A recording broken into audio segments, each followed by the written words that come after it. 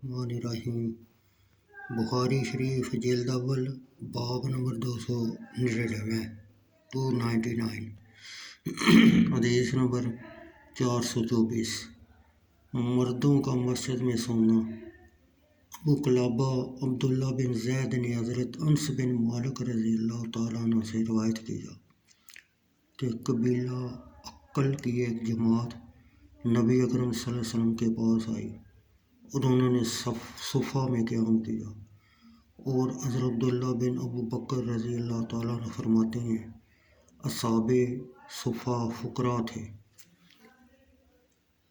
حدیث نمبر 424۔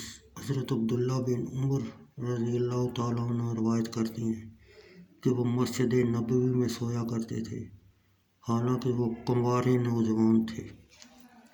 حدیث نمبر 425۔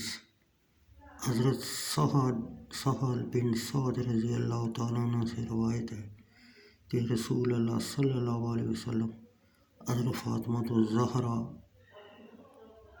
رضی اللہ تعالیٰ عنہ کے گھر تشریف لائے اور حضرت علی رضی اللہ تعالیٰ عنہ کو گھر میں نہ پایا، تو آپ نے فرمایا تمہارے چچا کے بیٹے کہاں ہیں؟ حضرت فاطمہ رضی اللہ تعالیٰ عنہ نے عرض کیا میرے اور ان کے درمیان کچھ جھگڑا ہوا ہے اور بام ناراضگی کی وجہ سے وہ گھر سے نکل گئے ہیں، اور انہوں نے میرے پاس دوپہر کا آرام نہیں فرمایا۔ رسول اللہ صلی اللہ علیہ وسلم نے کسی آدمی سہل بن سعد رضی اللہ تعالیٰ عنہ کو فرمایا دیکھو حضرت علی رضی اللہ تعالیٰ عنہ کہاں ہیں؟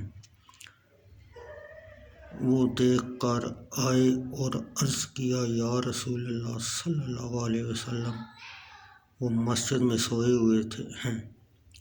پھر رسول اللہ صلی اللہ علیہ وسلم خود تشریف لائے تو دیکھا کہ حضرت علی رضی اللہ تعالیٰ عنہ لیٹے ہوئے ہیں اور ان کی چادر ان کے پہلو سے گری ہوئی تھی اور ان کے جسم پر مٹی لگی ہوئی تھی۔